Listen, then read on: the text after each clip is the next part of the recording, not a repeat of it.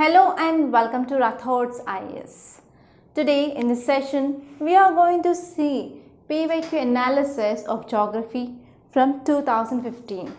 Okay, we are continuing this series of previous questions analysis, and I will be letting you know repeated themes and very important topics that you have to focus for prelims point of view. So without wasting any time, let's get started. So this is the first question. So let me read out the question for you. In the South Atlantic and Southeastern Pacific regions in tropical latitudes, cyclones do not originate. What is the reason? So this is a direct question. So let us see options also. Option A is sea surface temperature or low. And next one is intertropical convergence zone seldom occurs. And next one is Coriolis force is too weak. And next one is absence of land in those regions. Yes, now let us see one by one. So if you see this statement C, it is saying that Coriolis force is too weak. So this Coriolis force, it is related to the concept called as rotation of earth. So because of this rotation of earth, that will lead to this causing of Coriolis force. And Coriolis force is equal to 0. So there is no Coriolis force at this equator. And Coriolis force, it is maximum at poles region. But nowhere it is said like Coriolis force is weak in this southern hemisphere, northern hemisphere. And even in our previous videos also we saw that concept, right? So we can eliminate this. And you know that if you compare northern hemisphere with southern hemisphere, northern hemisphere is having more land. Land is more. But how this concept of land is related to the cyclone? No, there is no logical reason. So we can eliminate this. And we have two options, option A and option B. Option A is saying that sea surface temperature are low. So actually if you see what are the conditions for the formation of cyclones, so first here you have to know, first we have to see the temperature. So we need high temperature, that is low pressure area should be formed, and this is the first step in the formation of cyclones. So here, yes, somewhat this is related to the cyclone. But here if you see comparatively it is not much low when you compare with the north and south. Okay, and next one is intertropical convergence zone seldom occurs. So actually the right answer for this question is option B, that is intertropical convergence zone seldom occurs. So what is this intertropical convergence zone here? So if we have gone through this wind system, so here we have equator and this is our 30 degrees north and 30 degrees south. So what happens, there is convergence of trade winds from this 30 degrees north and here 30 degrees south towards equator is happening. So normally this area where there is a convergence of the winds are happening, that is called as intertropical convergence zone. So normally we will be calling it as ITCZ. So ITCZ is a short form. So actually you might be knowing that there is shifting of this ITCZ happens. For example, if there is summer in this northern hemisphere, so there is shifting of this ITCZ from equator towards 23.5 degree north will happens. In the same way, in southern hemisphere, whenever there is summer, what happens, ITCZ will be shifting towards southwards, but it is very rare. So here option B is correct, that is intertropical convergence zone seldom occurs in the southern hemisphere. So that in the South Atlantic and Southeastern Pacific regions, so we see like less origination of cyclones. I hope you understood, right? And now let us move on to next question, that is which one of the following pairs of states of India indicates easternmost and westernmost state? So if you have gone through just 6th class NCERT and if you have the knowledge of map, you can easily do this question. It is a very direct question. and very simple as well. So option A is Assam and Rajasthan. Next one is Arunachal Pradesh and Rajasthan. And option C is Assam and Gujarat. And option D is Arunachal Pradesh and Gujarat. So what is that? Okay, so option here is option D, Arunachal Pradesh and Gujarat. This is easternmost and westernmost states. And next question is, what explains the eastward flow of equatorial counter current? So actually I want to give you additional information for this question. So equatorial counter currents are also called as doldrums. So this concept is related to ocean currents.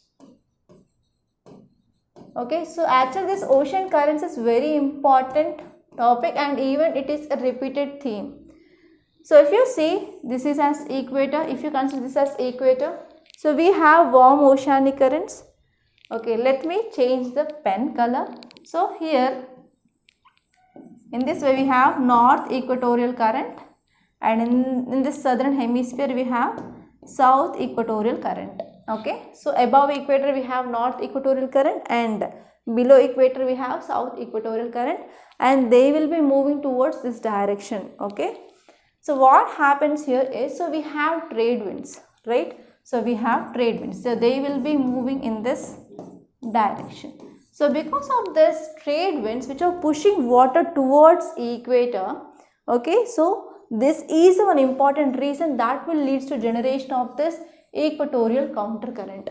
And this equatorial counter current, where it is located exactly, so I will show you the location. So between these north equatorial current and south equatorial current, so we have in between, so this is our equatorial counter current, and the direction of this equatorial counter current is opposite to this north equatorial current and south equatorial current.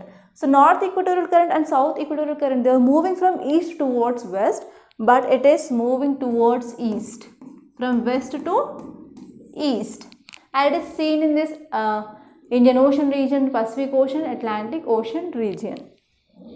Okay, so now if you see the options here, option A is saying that the Earth's rotation on its axis. So because of Earth rotation, it is causing Coriolis force. It is not the reason for the causing of this equatorial counter current. And next option C is difference between the salinity of water. It is not the reason. So because of this difference of the salinity, we can see it is one of the important factor for this oceanic currents, like deep oceanic currents or surface oceanic current. But it is not the reason for this formation of equatorial counter current. And next one is occurrence of belt of calm near equator. That means nothing but it is saying that Coriolis force is equal to 0. It is not the reason. So correct answer here is because of convergence of two equatorial currents. Because of this convergence means meeting of this north equatorial counter current and equatorial current and south equatorial current, that is into the formation of this equatorial counter current. Okay. And next question is, consider the following pairs. So on one side you have place of pilgrimage and next one is location. So first one is Srisailam. Here we have pair, that is Nalamala Hills. Next one is Omkareshwar, Satmala Hills, and Pushkar and Mahadev Hills, and you have to identify which pairs are correctly matched. And in this way you can expect the questions. So actually Srisailam, which is one of the famous temple of Lord Shiva, and I can say it is one of Jyotirlinga. Actually it is located in this Nalamala Hills in AP. Okay, so here we can see one river, that is river Krishna. Okay, river Krishna will be there. On the banks of river Krishna we have this temple. And next one is Omkareshwar. So Omkareshwar is also one of the Jyotirlinga site, and it is also temple of Lord Shiva again. It is not located in the Satmala Hills, but it is present in Mandata Hills. Okay, Mandata Hills in MP. And again there is one river you can remember, that is river Narmada. Okay, here we have river Narmada. And next is Pushkar. So Pushkar is not located in the Mahadev Hills, it is located in Aravalli Hills. And one important fact here is, so it is temple of Lord Brahma. Lord Brahma, it is not Shiva temple. So which of the pairs are correctly matched? Here is, we have only one. The answer here is option A, one only. And the next question is, consider the following rivers. So first one is Vamsadhara, next one is Indravati, next one is Pranahita, Pennar. So which of the above are tributaries of Godavari? So this question we can connect with drainage system, and it is also very important theme, right? So already many a times question asked from this drainage system. So now the question it is from Godavari. So if you know which are the right bank and left bank tributaries, and you can easily come up with the answer, and it is a very direct question. Actually this Vamsadhara, it is not the tributary of Godavari. Yes. And next one is Pennar. Pennar is also not the tributary of river Godavari. So actually this Pennar is flowing in this state of Karnataka, and it is raised in Nandi Hills. And this Vamsadhara, it is present between river Mahanadi and river Godavari. Between these two rivers we have this Vamsadhara. And if you see other important tributaries of Godavari are, like we have Purna, Venganga, Indravati, Pranahita, Peddavagu, Manjira, and next one is Varda, okay, Kinnerasani. So they are important tributaries of this river Godavari. So which is the correct answer? Okay, which is the correct answer? That is 2, 3. Option D, 2 and 3 only is the correct answer. And now let us see the next question. In India, the steel production industry requires the import of, first one is saltpeter, next one is rock phosphate, and option C is coking coal, and option D is all the above. So actually this iron and steel industries, we need coal, right? So option is option C, coal, because India is not having that much reserves of coal. So we are importing this coking coal. So correct answer is C, coking coal. And next one is, consider the following statements. So first statement is, the winds which blow between 30 degrees north and 60 degrees south latitudes throughout the year are known as westerlies.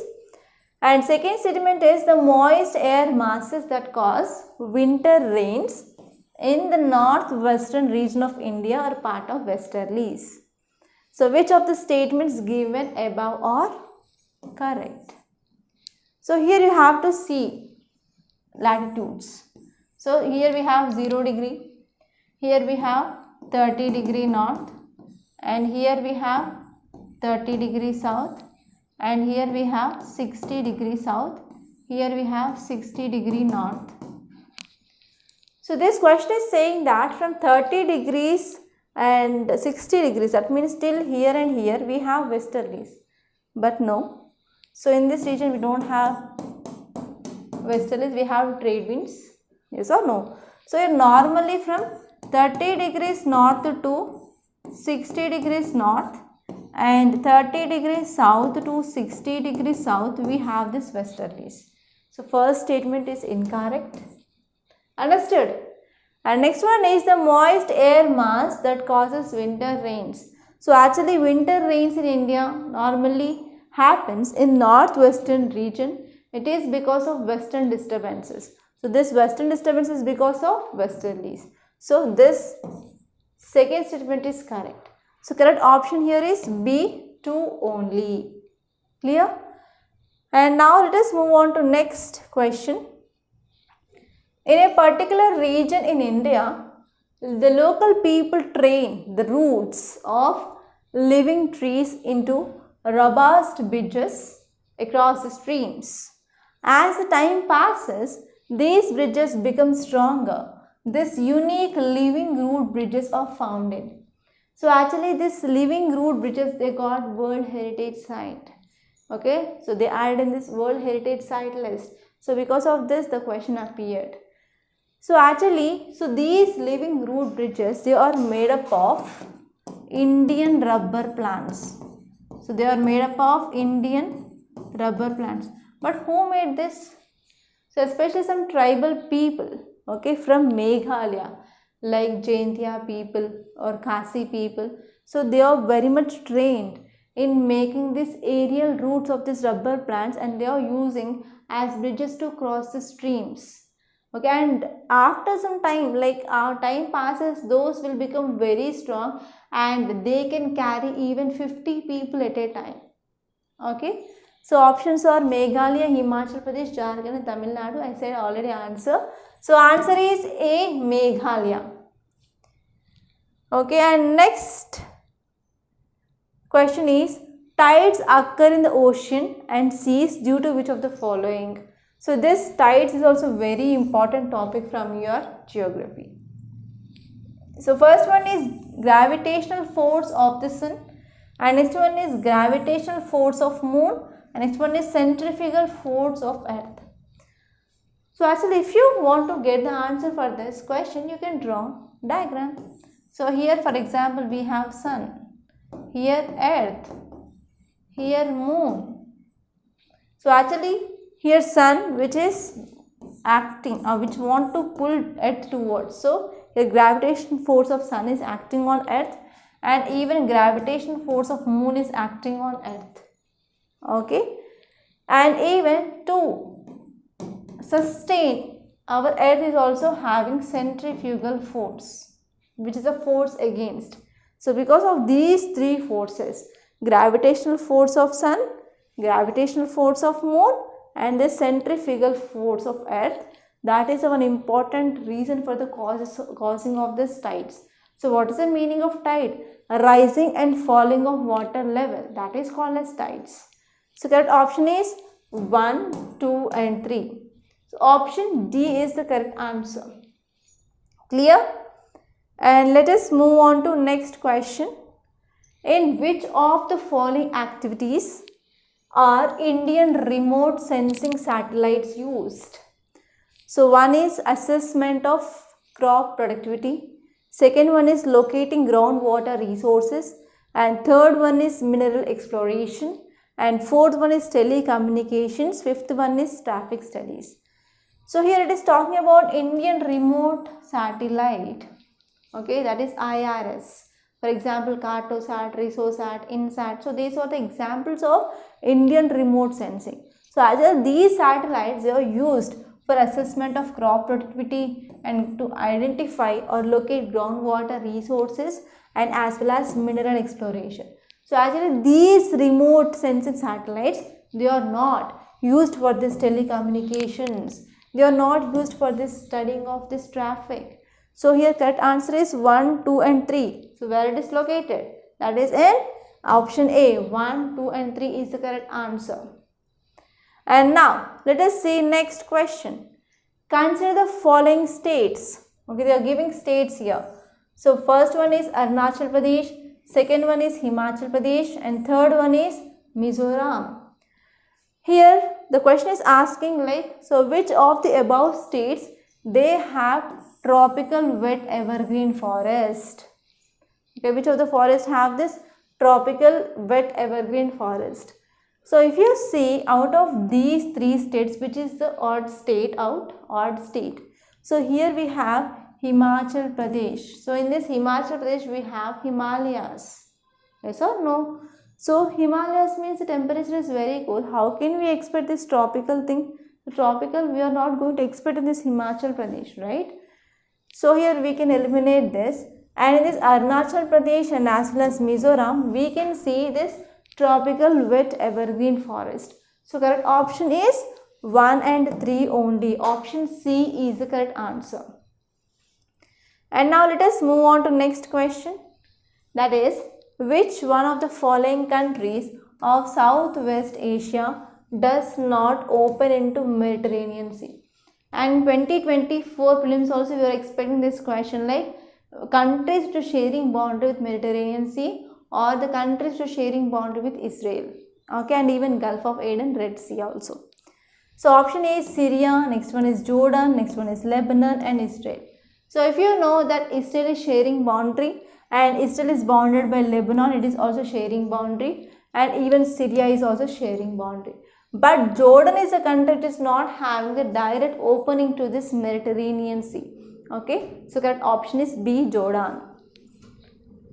And next question, in India, which one of the following types of forest teak is dominant?